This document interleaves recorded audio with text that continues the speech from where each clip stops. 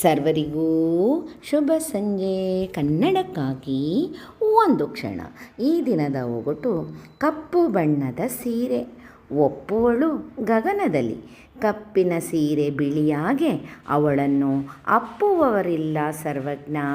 ಹಾಗಾದರೆ ಅವಳು ಯಾರು? ಸರಳ ಸುಂದರವಾಗಿದೆ.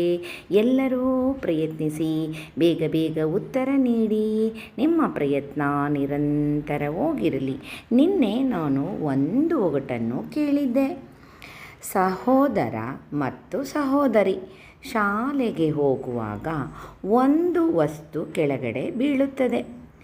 ಆ ವಸ್ತುವಿನ ಹೆಸರು ಮತ್ತು ಅವರಿಬ್ಬರ ಹೆಸರು ಎರಡೂ ಒಂದೇ ಆಗಿರುತ್ತದೆ.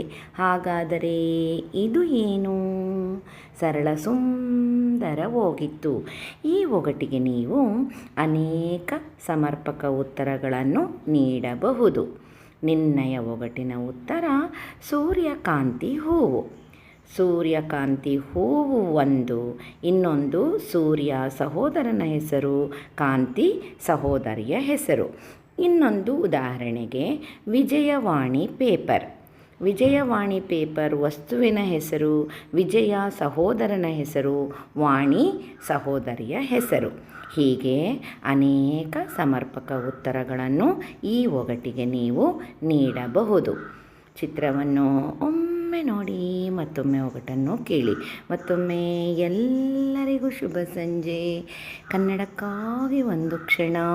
ನಿಮ್ಮೊಂದಿಗೆ ಶ್ರೀ